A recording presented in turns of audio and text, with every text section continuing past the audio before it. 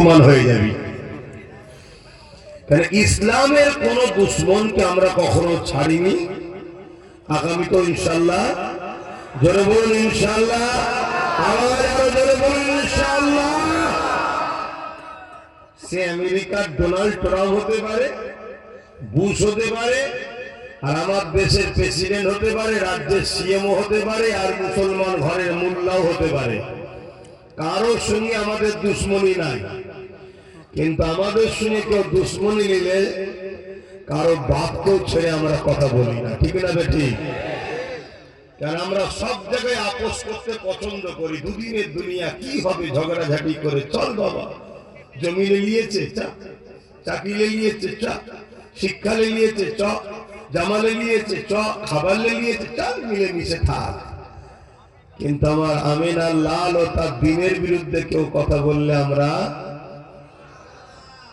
হতে পারে আমি পাপী, হতে পারে আমি শরাব খেয়ে ফেলেছি, হতে পারে আমি জেনা করে ফেলেছি, হতে পারে আমি গান শুনে ফেলেছি, হতে পারে আমি মুসলমান অন্যায় করেছি, এটা আমার ভুল। কিন্তু তা বলে এটা নয় যে আমরা এত খারাপ হয়ে গেছি বলে তুই আমাদের চোখের সামনে দিয়ে ইসলাম, কোরআন, রসুল, আল্লাহর বিরুদ্ধে বলে যাবি আর ভাববি আমার ঘোর কাটবে না মদের। এটা তোর ভুল ধারণা। একবার তো আমিনা লালের বিরুদ্ধে বলে দেখ, যারা ঘন্টার পর ঘন্টা 24 ঘন্টা তো হয়তো এমন নেশা আছে কাটেনে, কিন্তু হুজুরের ব্যাপার হয়ে গেলে ওর 24 ঘন্টা না 24 সেকেন্ডের আগেও তার ঘোর কেটে যায়।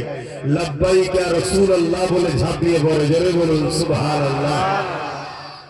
এটা হইলই তো আমাদের বাঁচার একটা পথ। আজকে ভুল করছে, কাল পরিবর্তন হবে।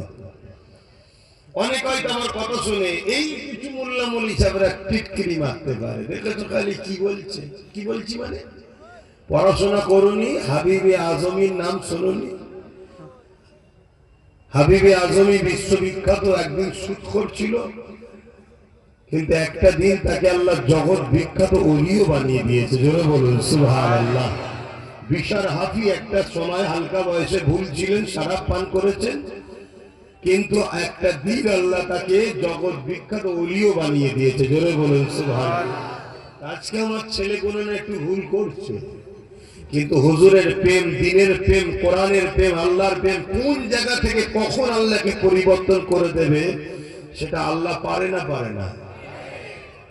কিন্তু যখন মসজিদে হামলা হয় দেখা যায় মুসল্লি তসবিহওয়ালাই পালিয়ে গেছে, আর পাড়ার ওই বদমাইশ যাকে বলতো সেই সামনে এসে মারপিট করছে।